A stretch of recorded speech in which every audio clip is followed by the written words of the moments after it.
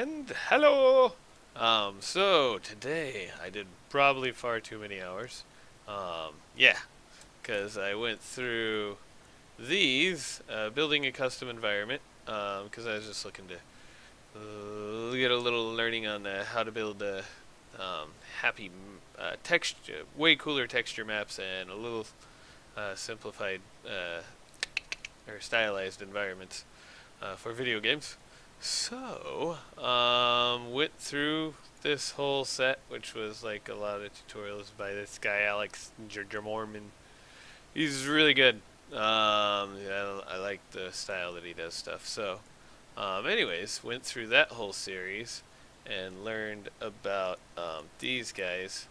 Uh, a lot about how to set up a master material. So, this master material actually has all sorts of combined textures and vertex painting abilities on it, and it all sets itself up so that when you make a duplicate of that or an instance, the instance has all these different abilities. So it's actually the scene actually has just the one master material with all the different abilities. So and including things like where is it, world space UV coordinates is taken care of over here, being able to tile itself, and the world space coordinates came important because when you go to have put dirt on it, like the dirt that's already on the texture, well, you actually had to set that up via depth maps so that the dirt only goes into certain areas. But you end up with see like areas like this where you got jaggedy edge. Well, thanks to world space coordinates, we can kind of paint in those jaggedy edges, and and and the tiling on the textures works all as one. So yeah, and then you can end up with a much a little bit over there. There you go. See, and now it looks smooth. Yay. Um, yeah, and he also taught a bit about lighting and really cool how to get satin color materials to look satiny, so that when you see them from a glancing angle, let me grab this object and we'll grab the object, and there it is, so that when we go into cloth I can tell it to load that object. Basically, yeah, it makes it so that when the cloth turns to an angle it has this really cool satinness to it.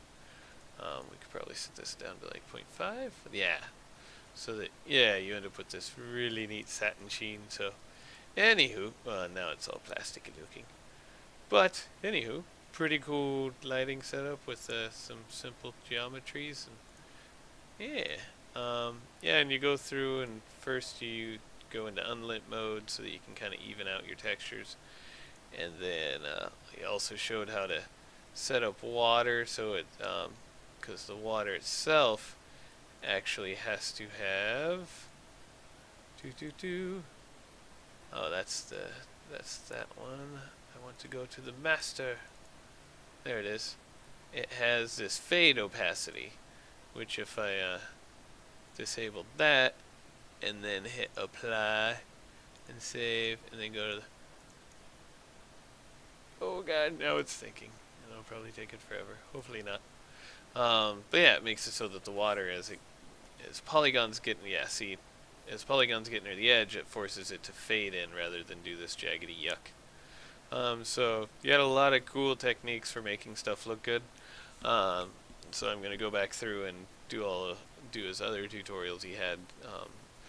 And there was much deliberation between Blender. Tried doing a Blender tutorials, and I'm sure it's there, but I came across this much cheaper version of Maya that's only $30 a month, and it seems to have all the tools that I need.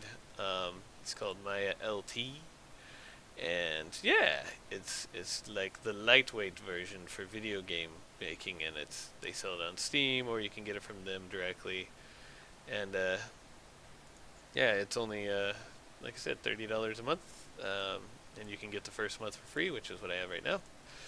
And just for what is it? Where'd he go? Where'd he go? Da, da, da, da, da, da.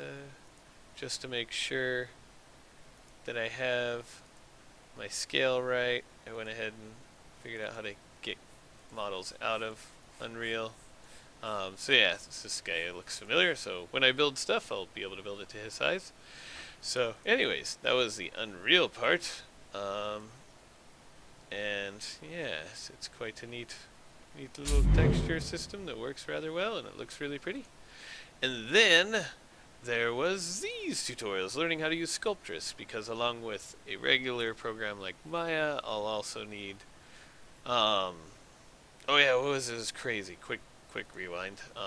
This guy, say you wanted him rigged, because he fits so perfectly into the standard, elbows and, all that, or everything's where it should be human measurement wise. When you click this auto rig tool, you just select him and hit auto rig, and it'll go through and actually recognize everything and actually set it up to the right angles. And I have no idea how this magic works, but it's pretty ridiculously awesome because it works ridiculously well. So anyways, just a neat magic trick it has. I don't know if I can put it to use, hopefully eventually.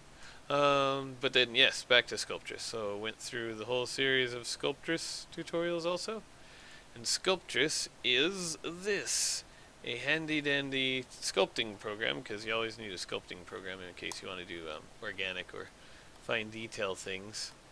And the really cool thing about it is, say, wireframe. So there we see the wireframe of this sphere. But it has this thing, where as you do detailed work on it, it subdivides itself.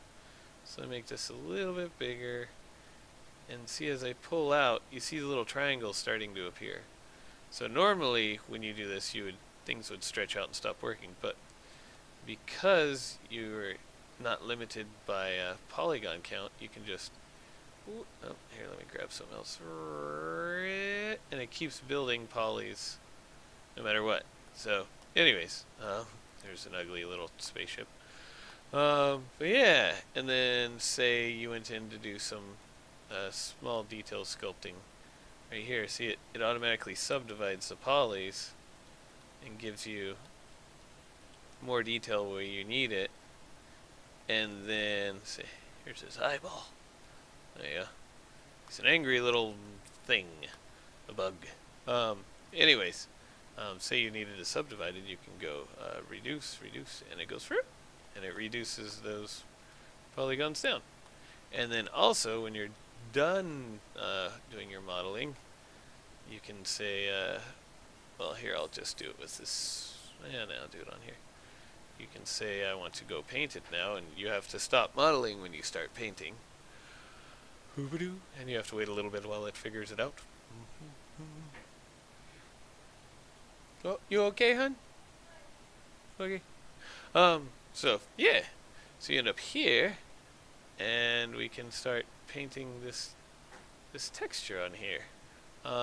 Or if I want, I can randomize it and spread out its I can spread out its spacing so it actually just goes plop plop plop plop, and yay, now he looks like a poop.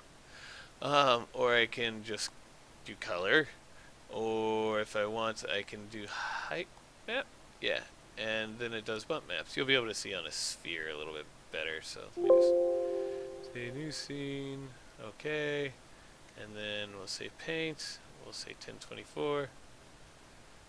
There you go. And so now, if I'm doing height mask and I say enable, so you end up with this, cool bump mapping. And what's really cool when you're done doing your textures and your bump mapping and your coloring, and of course, if you want to see what it looks like under different color types, colored, there we go. You can apply these different textures to it to get a feel for what it's going to be like. Oh, look, an orange. Anyways, you can spit out the bump map and the color map and the normal map and that. Space whales. Yeah, so learned all about that. So between this, I have a cheap version of my ZBrush, or free, And with this Maya LT, it has seems to have all the normal modeling stuff that I want, which is, you know, wicked awesome, because can't really get by without that. And you do like so, and then you're happy, and then you hit 3, and you got the beginnings of a shape.